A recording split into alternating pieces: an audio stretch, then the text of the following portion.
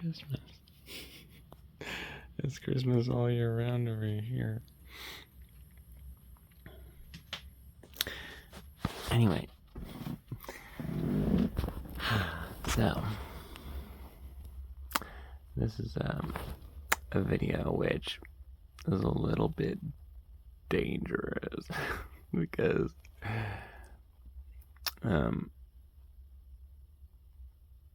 I think that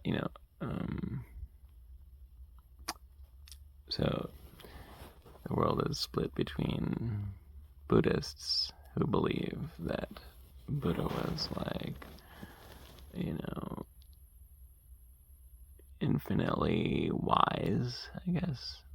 Pretty much all the Buddhists that I've talked to believe that. And then there's non-Buddhists who either don't know anything about they usually don't know anything about what Buddha taught, but they just have this kind of feeling like they know better than Buddha, of course, obviously, because they don't, otherwise they'd be Buddhists, right?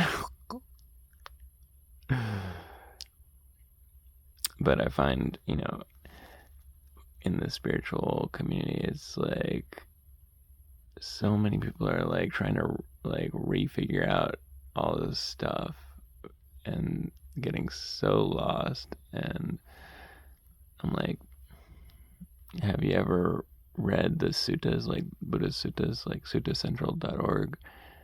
I mean, you don't need to try and figure everything out in this way and get lost like this. It's all already done for you. But yeah, so that's the first thing is the danger is people really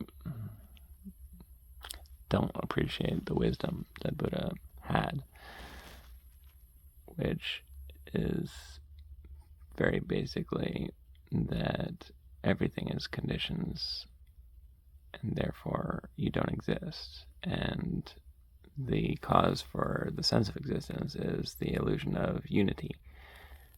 So when the mind is unwoven, then there's infinite self-known flows in perfect bliss, and he called that nibbana. Nibbana literally translates to unweaving or unbinding, but I prefer unweaving. Ni means un, and bana is binding or weaving.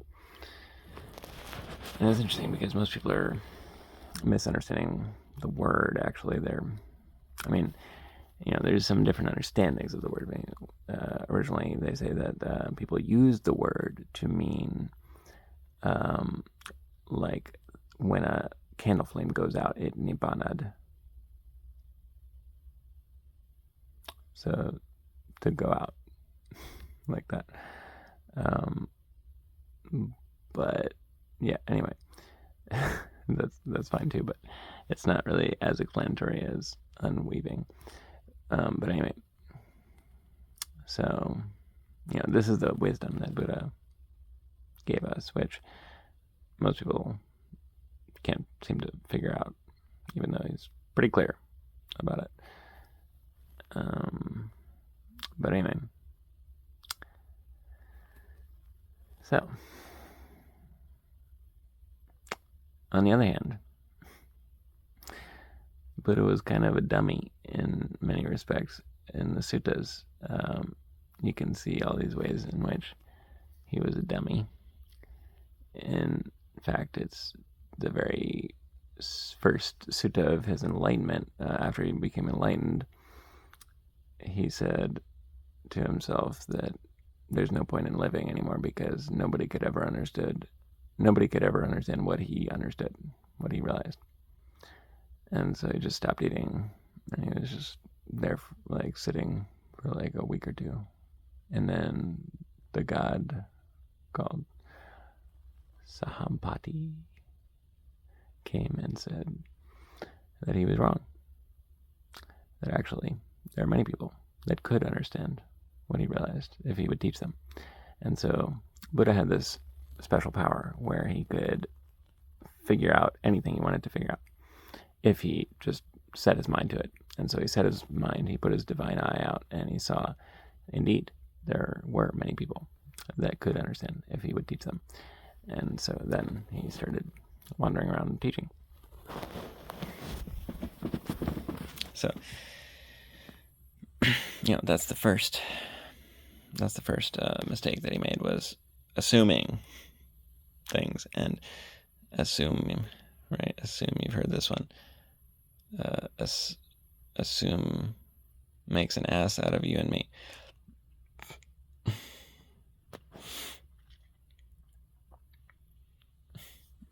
Let me wipe my camera lens. So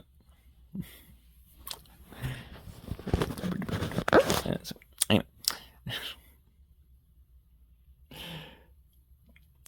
And he continued assuming things so many times after that as well, because he was like too lazy to use his divine eye to see what was actually true. Isn't that interesting? So, for example, at first he was telling his monks that they should wear the rags from dead corpses so that they would always smell the stench of death on them. And he advised his monks to contemplate death all the time. And this was like the best meditation. And I agree, by the way, death is a wonderful meditation, but it's not for everybody. And so a lot of his monks ended up killing themselves en masse. And then he was like, oh, wait a minute. Whoopsie. He was like, okay, wait. How about we just meditate on the breath? Let's try that. And so that's now what he's more known for. But,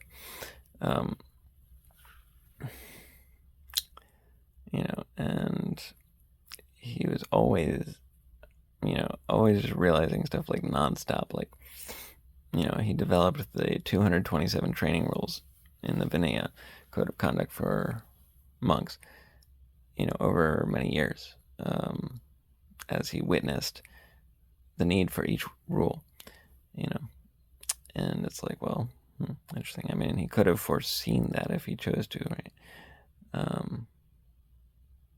But anyway,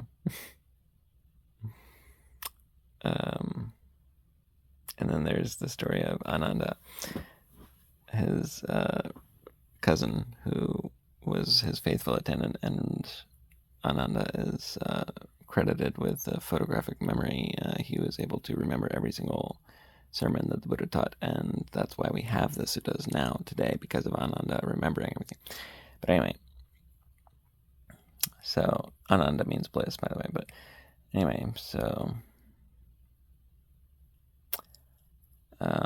at some point, I forget which sutta this is, but Buddha was getting close to death.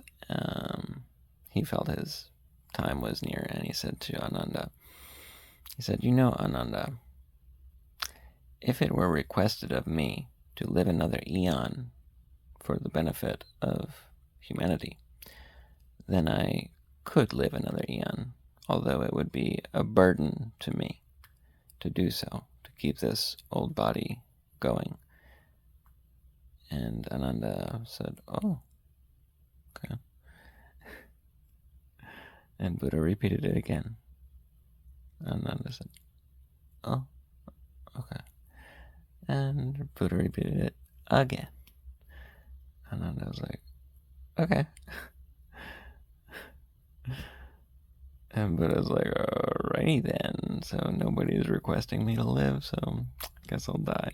So then he died shortly after that. And so at the council of 500 arahants, fully enlightened ones, they interrogated Ananda, and they said, why is it that you did not ask him to live another eon? And Ananda said, I apologize, but my mind was under the sway of Mara at that time. Mara is known as the tempter, the illusionist, the trickster, the evil one. And in Christianity, you could call him Satan, I guess. And Mara is always trying to get people to, be reborn and craving and identifying. And so at that time, Ananda was just a stream enterer, like me. He was not a fully enlightened arahant. And so, because of that, he wasn't able to be completely clear-headed all the time, and so that's why he was able to be influenced at that time by Mara. But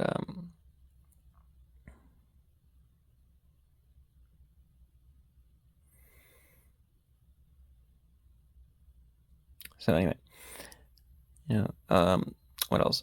There's the Elephant Sutta, which there's a couple Elephant Suttas. I forget which exact one is, but anyway, there's a few different suttas where Buddha actually ran away from the Sangha, the community of monks and nuns. He ran away because he wanted peace, and he said, people ask me so many questions. I just want to meditate.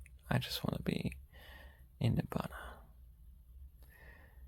And it's called the Elephant Sutta because he went with an elephant who also, the elephant was tired of drinking water from the puddle where the other elephants were walking in, getting it all muddy. Why do I want to drink muddy water? I can go drink clear water when there's no elephants around. And so Buddha said, yeah, I agree, let's go. And so they both went and were at peace together until one of the monks came and said, Lord, what are you doing? We need you to come back. Come on, stop this. And Buddha was like, okay. So it's just so freaking interesting, the way that we're able to understand the life of the Buddha today is panoramic. Hindsight is 20/20, as they say. We're able to understand the life of the Buddha in such an amazing way that nobody at that time could understand him in this way that we can now, by reading all of the suttas and seeing all of his flaws. They're very visible in the suttas, actually. They're not hiding anything. And although many of the suttas are making him seem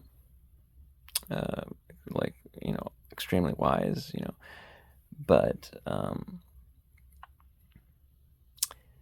and he was extremely wise, but also he was also not perfect in the sense of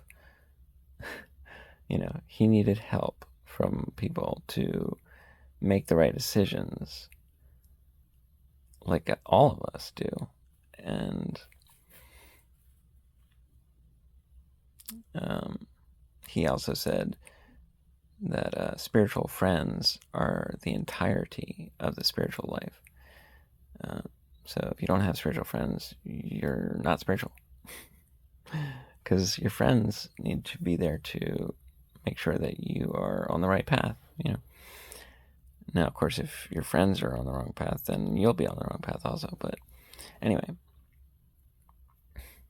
but it's important. It's important to have people that criticize you, question you, say, wait, why are you thinking this way? And, it's like 2 heads are better than 1, and 10 heads are better than 2. And the more people you have now, of course, it gets crazy if you have way too many people. But let's say limit it to maybe 100. I don't know what his maximum size for each community was, but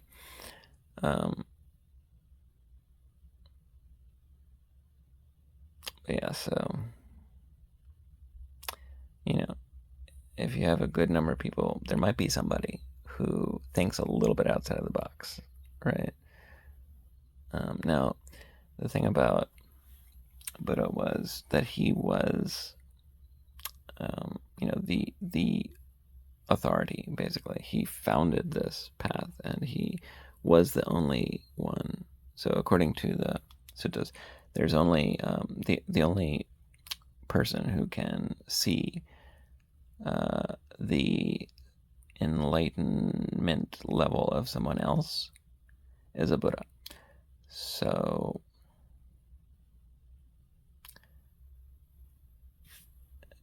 based on that, of course, everybody had to bow down to him and accept his authority. But it was unfortunate also that they all bowed down to him because he lacked spiritual friends. He had disciples, but he didn't have spiritual friends who would criticize him and say, like, wait, why are you teaching people to meditate on death? Like, that's maybe a bad idea, Now, it is true that there were certainly, people that would criticize, but so, for example, there's one sutta, I forget what it's called, but it was about eating. So Buddha, I don't think he laid down a rule at that time to eat once a day before noon, but that's what he did. And he was teaching his monks that this is what they should do. But he wasn't saying that like they had to do it, but he was saying, look at me. I eat once per day before noon, and I'm healthy, and I'm happy. And you can also be healthy and happy. Why don't you try it? And also, it's like really a burden to lay people if you're begging for food 3 times a day. That's kind of ridiculous, and it's also a burden to yourself to be begging for food 3 times a day. You need more time for meditation. And,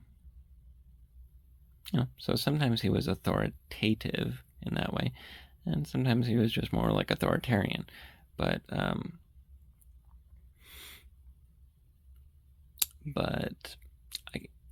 in general, there's almost no suttas aside from that Elephant Sutta one that I'm aware of that he was criticized and he accepted the criticism and realized he was wrong. And like that, I mean, again, aside from the Elephant Sutta and the Enlightenment Sutta, I can't think of any, but I mean, probably some people could, but I've definitely not read all the suttas, but anyway, the point is, so can we be more wise than Buddha? This is my question. And of course, we can't be more wise than Buddha in the sense of understanding Nibbana. That would be impossible because he fully understood Nibbana and the path to Nibbana, to ending birth. But, well, I guess he didn't understand the path to it at first if he was recommending people to, meditate on death and stuff. That didn't work. But he understood the basic path, if not the specifics of it. And, the Noble Eightfold Path, which is, ethics and morality and right view and right understanding and right meditation and right effort and, right livelihood and right speech and right conduct and whatever. And, so that's, and he said, like, I only teach one thing, suffering and the end of suffering. And I mean, that's not true. That's like literally not true. He didn't just teach that. He taught like a lot of things, but I think that the reason that he said that was in a kind of like indirect way of saying like, look, whatever else I'm teaching aside from that, it's like, you know, kind of tangential. Like, I'm pretty sure about a lot of stuff I say, but like the only thing I'm like absolutely certain about is suffering and the end of suffering. I can tell you exactly that, and that's the only thing that like I can exactly for sure tell you. you know, but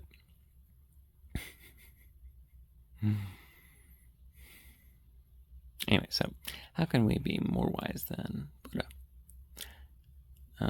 And so I would say we have the opportunity, because we're able to see the full picture of his life and his faults and his wisdom. We have the opportunity to have his wisdom, but also to, because we are not Buddhas, we can, we can help each other to think. We can help each other to be wise, right?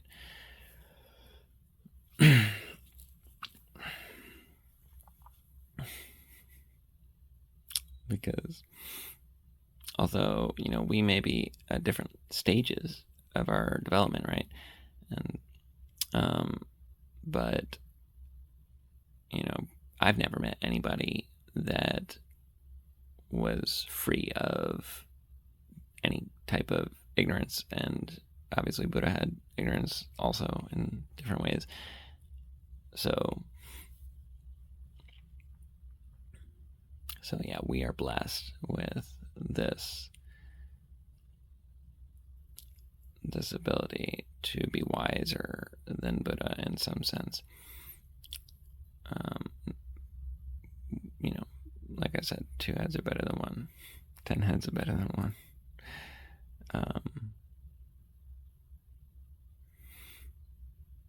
And it might seem not true that 10 heads are better than 1 if, like, the 10 heads are ignorant people. Right? But yeah, if you guys are all kind of like understanding each other, able to communicate well and whatever, then 10 heads are better than 1. And especially, I think that a lot of problems that we have are communication, basically, not understanding each other. Words are very like slow and painful to use. But telepathy, which many people have experienced telepathy, it's like everything all at once about what the person is feeling and believing in. But at the same time that what they're feeling and believing, they can also know what you're feeling and believing. And so because of that feedback loop, which is instantaneous, you can instantaneously merge your understanding with their understanding to form a deeper understanding. So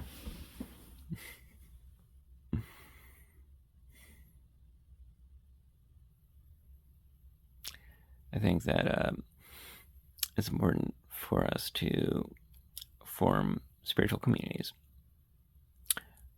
where we practice telepathy so that we can develop this hive mind of wisdom. And an easy way to have this telepathy experience is with ayahuasca combined with activated charcoal ozonated water, which I call holy water, which makes ayahuasca like super peaceful.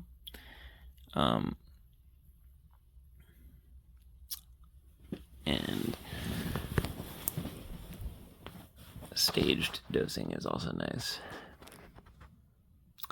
But so yeah, communal ayahuasca sessions with the holy water, I think, can produce a profound level of understanding and wisdom. Then there's love ayahuasca, which is NMT ayahuasca, which is very easy to change. So DMT is water soluble, NMT is fat soluble. So basically, just you mix the casey confusive powder into cream or oil to solubilize the NMT and solubilize the DMT, and that's how so if you mix it into oil or cream, then you have love ayahuasca, which is much more emotional. So you get emotional telepathy, whereas DMT is more mental. I would say mental telepathy.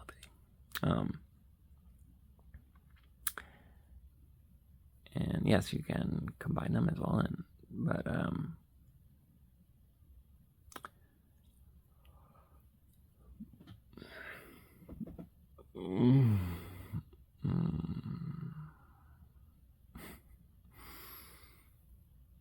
so now, why? Now the question is, why do we need to be wiser than Buddha?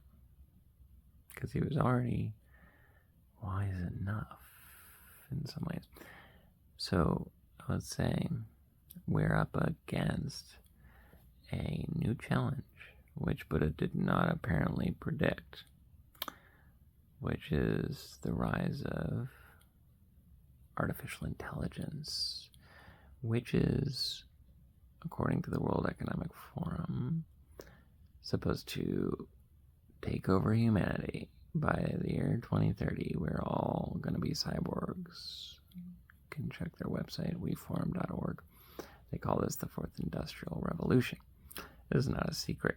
It's not a conspiracy. It's just plain fact. And now, pretty soon, like, most of your friends are going to be joining the cyborg army, the Fourth Industrial Revolution. Why? Because otherwise they won't be able to be part of the economy. And now imagine, as a cyborg, have you seen The Matrix? It's just like that now. As a cyborg, you will have this infinite intelligence and happiness, right? They will make you happy. They will program you to be happy. You'll be happy. You'll be a happy slave. And you'll be almost godlike, right, with your power. But it's not your power. Because you don't exist anymore. You're just a cog in the machine. So it's the power of the Matrix, essentially, that will be running through you. And last survey I saw was some years ago, and it was like 25% of Americans said that they would like to have a Neuralink chip in their brain. Now, I think that number is going to skyrocket. Look at how many people took the jab. Like 70%. Right? So I would say basically 70% of people are really on board at this point for the Neuralace. It's actually not Neuralink, it's Neuralace. Elon Musk talked about Neuralace like 6 years ago. It's so funny. If you ever saw this video of him, you can find it on other platforms, but he was like, we actually don't need to put a chip in your brain, by the way. We can just inject like graphene oxide into your veins, and then it goes straight to your brain, and it just forms a web around your brain. Then we can control that with 5G and 4G and whatever. And I was so surprised when I saw this video. Like, That's so weird that he said all this, but then it's like people don't know this, and they're still thinking like they need chips in our brain anyway. So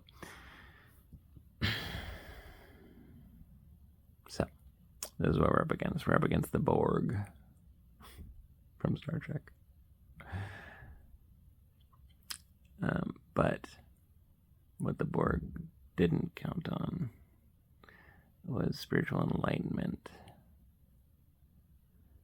which is what we can do together in a loving, peaceful, and harmonious community setting. So I think that's what people need to train for. And I think the training will be quite nice and beautiful, actually. Not at all like Buddha's mistake of meditating on death and wearing the rags of dead people. But yes, back to nature and a much simpler lifestyle, for sure. And